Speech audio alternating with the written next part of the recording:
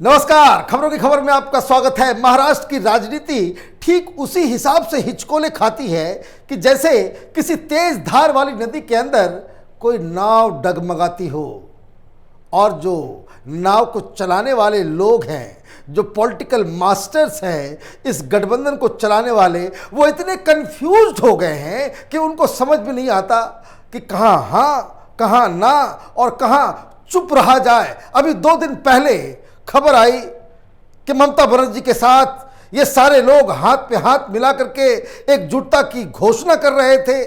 ममता बनर्जी के साथ खड़े होकर के प्रधानमंत्री मोदी को ललकारने का काम कर रहे थे।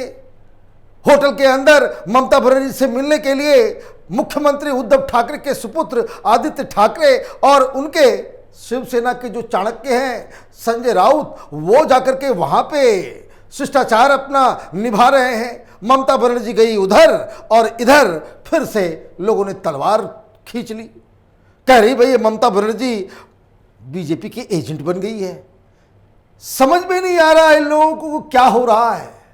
लेकिन आपको समझना जरूरी है कि अचानक से ये पलटू राम सब क्यों पैदा हो गए महाराष्ट्र की राजनीति में। कहां पे इनका नस दबता है कि अचानक से ये उल्टी वाणी बोलने लग जाते हैं। कहानी बहुत ही सिंपल है। महाराष्ट्र के अंदर जो चलने वाली सरकार है वो अपनी साख बचाने के लिए जो कालिखपुती है वसूली गैंग की वजह से, उसका निपटारा कैसे किया जाए उसकी जुगत में लगी हुई है। और इसमें ही एक के बाद एक कंफ्यूज्ड स्टेटमेंट, कंफ्यूज्ड स्ट्रेटजी और कंफ्यूज्ड लीडरशिप का परिचय मिल रहा है। हुआ क्या है, पहले इस चीज को समझिए। परमवीर सिंह से हिसाब किताब लगाने के लिए वो चांदीवाल कमीशन बनाया गया। वहां पे पूछताछ हो रही थी कि किस हिसाब से वहां पे निगोशिएट किया जाए ताकि ये परमवीर सिंह, ये सचिन वाजे, ये जो वसूली गैंग के जो मास्टर्स हैं, जो एग्जीक्यूट कर रहे थे वसूली के पूरे कारनामों को, वो अपने बयानों से पलट जाए, अपने आरोपों को वापस ले ले। और इसलिए ये दबाव का जो सिलसिला चल रहा था, तो चांदीवाल आयोग में परमवीर सिंह जब पहुंचे तो अब खबर आ रही है कि चांदीवाल कमीशन में परमवीर सिंह ने बड़ा ही स्मार्टनेस का काम किया। उसने कह दिया कि भाई हमारे पास कोई सबूत नहीं है, हमारे पास कोई सबूत ही नहीं है आपको देने के लिए। और चांदीवाल कमीशन ये कह रही है कि भाई जो तमाम आरोप परमवीर सिंह ने लगाए, ये जो वसूली का जो पूरा जो आरोप अनिल देशमुख के ऊपर लग रहा था, उसके खिलाफ इन लोगों के पास कोई सबूत ही नहीं है। मतलब ये कि आपने बड़े ही कायदे से परमवीर सिंह और सचिन वाजे ने चांदीवाल आयोग को चकमा दे दिया। अब आयोग का रिपोर्ट जब पब्लिक होगा, सरकार क्या करेगी नहीं करेगी वो तो अपनी जगह पे है, लेकिन उसके बाद जो हुआ वो बड़ा इंटरेस्टिंग है। ईडी ने बुलाया परमवीर सिंह को और जो खबर आ रही है कि ईडी के सामने परमवीर सिंह ने वो सारे राज खोले हैं जो राज वो चांदीवाल कमीशन के आगे बताने से जिसे मना कर दिया था। मतलब ये कि अनिल देशमुख की परेशानी कम नहीं हो रही। चांदीवाल आयोग अपना काम कर रही है, लेकिन ईडी सीबीआई की जो जांच अनिल देशमुख के खिलाफ चल रही है उसमें और धार आ गया है, क्योंकि इन्हें परमवीर सिंह को वहां एक आरोपी के रूप में नहीं बल्कि एक गवाह के रूप में पूछताछ की गई है। ईडी ने यह पूछताछ की कि भाई जो पूरा बवाल चल रहा था क्या हुआ था। तो परमवीर सिंह ने जरूर अपनी बातों को दोहराया होगा, जो बातें, जो आरोप कि भाई ये जो गृह मंत्री थे अनिल देशमुख, वो कोरोना टाइम में जब लोगों की मौत हो रही थी, लोग त्राहिमाम फंसे हुए थे, उस दौरान अनिल देशमुख ने एक पूरी लिस्ट थमा दी थी और यह कहा था कि हमें 100 करोड़ रुपए वसूल करके दो। अब उसको लेकर के कहां कहां पैसा कब कौन कैसे क्या दिया उसकी सारी जानकारी परमवीर सिंह को थी। और ये परमवीर सिंह उसके ऊपर सारी जो आरोप जो उसने लगाए उससे संबंधित सारे सबूत वो ईडी को दे आया है।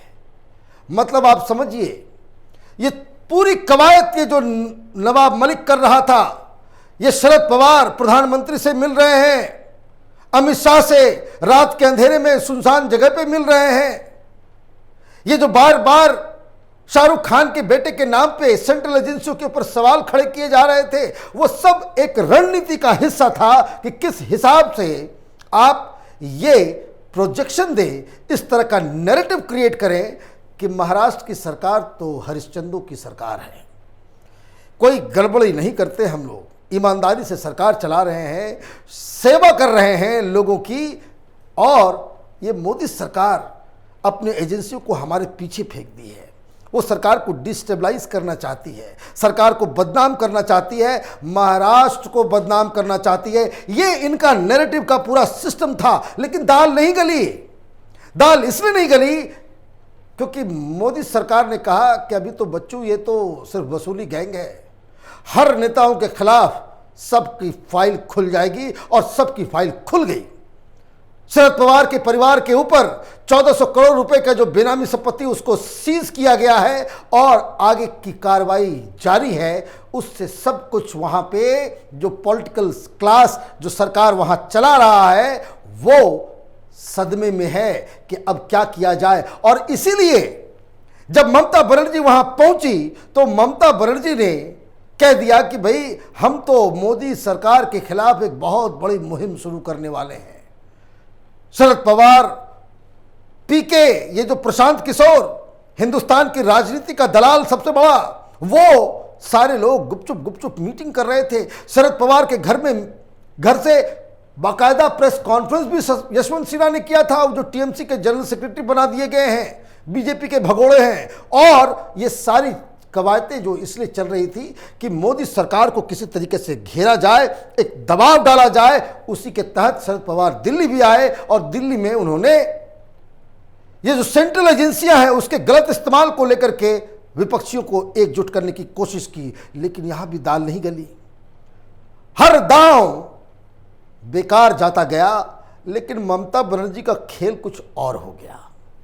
अब हुआ ये कि ममता बनर्जी तो ममता बनर्जी है, शरद पवार और नवाब मलिक के बगल में खड़े होकर के इन्होंने कह दिया कि भाई यूपीए तो है नहीं, ये तो खत्म हो गई है, कांग्रेस पार्टी सड़ गई है, गल गई है, और इसके पास भारतीय जनता पार्टी का मुकाबला करने की कोई ताकत तक नहीं है। और कांग्रेस पार्टी चुपचाप सुन भी नहीं सकती। हमने बताया था कि दिल्ली में इस बयान के बाद मीटिंग हुई, और मीटिंग में राहुल गांधी ने साफ साफ कहा कि जो ममता बनर्जी कर रही हैं, जो प्रशांत किशोर ने आरोप लगाया है कि विपक्ष का लीडर होना कांग्रेस पार्टी या गांधी परिवार के किसी व्यक्ति का ये डिवाइन राइट नहीं है, उससे कांग्रेस पार्टी को समझ में आ गया कि पहले घर को ही ठीक करना है। तो जवाबी कार्रवाई शुरू हो गई, ममता बनर्जी पे हमला किया गया, ममता बनर्जी के खिलाफ बयानबाजी की गई, ममता बनर्जी के खिलाफ सोशल मीडिया में एक कैंपेन कांग्रेस ने चलाया। और उसके बाद महाराष्ट्र का जब नंबर आया तो कांग्रेस पार्टी ने कह दिया कि जल्दी से अपने आप को ममता बनर्जी से अलग करो, नहीं तो सरकार से समर्थन 2 सेकंड में वापस ले लेंगे। अब सरकार से समर्थन वापस जाने का मतलब क्या है? समर्थन जाने का मतलब ये है कि वहां आदर केंद्र की हुकूमत आ जाएगी या नई सरकार बन जाएगी, बीजेपी वाले आ जाएंगे। अगर बीजेपी वाले इस वक्त आ गए और उन्होंने वसूली कांड में ये चांदीवाला आयोग और ये जो सीआईडी की जो जांच चल रही है परमवीर के खिलाफ, ये जो अलग अलग पुलिसिया कार्रवाई हो रही है, कोर्ट में जितने केसेस डाले गए हैं उसको निरस्त कर दे नई सरकार, और जब इनके पास कोई पावर भी नहीं रहे तो कौन बचेगा? अनिल देशमुख भी जाएंगे और अनिल देशमुख के बॉस भी जाएंगे। वो तमाम आका वसूली गैंग के जिनके पास ये पिंक कलर के 2000 के नोटों के बंडल जा रहे थे, उन सब का नाम बाहर आ जाएगा। जैसे ये समझ में आया कि ये तो सरकार ही खतरे में आ गई है, राहुल गांधी पे हमला करके एक टीएमसी ने, बताइए, कलकत्ता से बयानबाजी होती है, कलकत्ता से उनका एक मुखपत्र है, जैसे कांग्रेस शिवसेना का मुखपत्र है सामना, तो वैसे ही जागो बांग्ला करके एक मुखपत्र है टीएमसी का। उसमें साफ साफ उन्होंने कह दिया भाई कांग्रेस पार्टी तो किसी काम की नहीं है, तो खत्म हो गई पार्टी। वो चलता है वीडियो राहुल गांधी का, खत्म। तो वैसे ही ऐलान ममता बनर्जी की तरफ से कर दिया गया, टीएमसी की तरफ से कर दिया गया, तो इधर कांग्रेस पार्टी भी ने कह दिया कि ये अलायंस भी खत्म।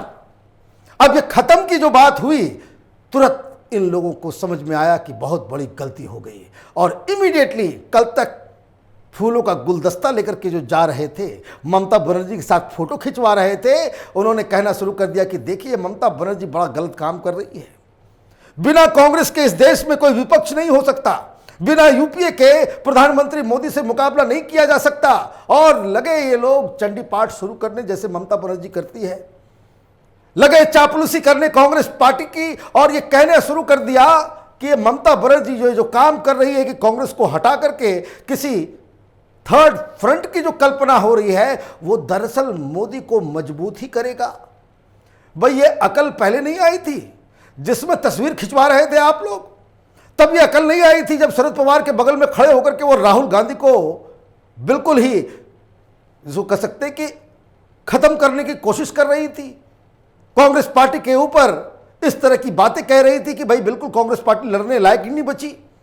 तब उस समय ये अकल नहीं आया, ये अकल तब आया जब कांग्रेस पार्टी ने गियर फंसा दिया कि भाई इधर तो आप राहुल गांधी को लीडर मानो, अदरवाइज ये सरकार गई, और ये सरकार गई तो सारे लोग जाएंगे कहां? सरकार से बाहर नहीं, जेल के अंदर। क्योंकि परमवीर सिंह, ये वसूली गैंग, ये तमाम तरह के और भी जो ईडी और सीबीआई और ये एनसीबी के जो केसेस चल रहे हैं महाराष्ट्र के अंदर, उसको फिर रोकने का कोई सामर्थ्य नहीं बचेगा किसी के पास। जब तक ये सरकार है तब तक इनकी गर्दन बची हुई है। एक तो सरकार भी जाएगी, इज्जत भी जाएगी, और लोगों की नजरों में आप रुस्वा भी हो जाएंगे इस हिसाब से कि वापस राजनीति करने लायक भी नहीं बचेंगे। और इसलिए शिवसेना ने, एनसीपी ने, इन लोगों ने इमीडिएटली एक तरह से कहिए कि जो सामना में जो आर्टिकल छपा वो माफीनामा है। माफीनामा अपनी नीतियों को लेकर के, अपने बड़बोलेपन को लेकर के, और ये माफीनामा ममता बनर्जी के साथ घालमेल करने की वजह से ये सारी चीजें हुई है। अब ममता बनर्जी का चैप्टर खत्म। ममता बनर्जी जितना होशियारी से प्रधानमंत्री बनने की कोशिश में लगी हुई थी, और उनको लगा कि भाई शरद पवार, शिवसेना, ये सारे लोग आ गए साथ में, तो वो इस देश की एक अल्टरनेटिव तैयार करने में कामयाब हो जाएगी, तो वो भी गया।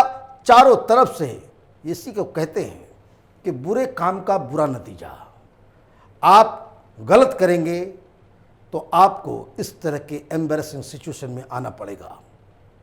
उस तरह की पार्टी की क्या आप क्या कहेंगे, कैसे जज करेंगे, जो एक दिन पहले कुछ और बोलती है, 2 दिन बाद कुछ और बोलती है। और राजनीति में सब कुछ अनायास होता नहीं है। पहले आपने ममता बनर्जी को इस बात के लिए सपोर्ट किया कि आप केंद्र सरकार के ऊपर दबाव डाल सके, एजेंसी जो काम कर रही है उसको रोका जा सके, और 2 दिन के बाद आपको समझ में आया कि भाई आपकी तो लुटिया ही डूब जाएगी, तो आप लगे उल्टी वाणी बोलने, यू टर्न। तो ये जो शिवसेना, एनसीपी और तमाम पॉलिटिकल पार्टीज जो महाराष्ट्र के अंदर में जो लीडर्स हैं, वो ममता बनर्जी से अचानक से जो उनका जो यू टर्न हुआ है, उसके पीछे की वजह यही थी। हमारी नज़र महाराष्ट्र की राजनीति पे बनी हुई है। आप देखते रहिए कैपिटल टीवी। हमारे वीडियोस को लाइक कीजिए, शेयर कीजिए, और हमारे चैनल को सब्सक्राइब कीजिए। धन्यवाद।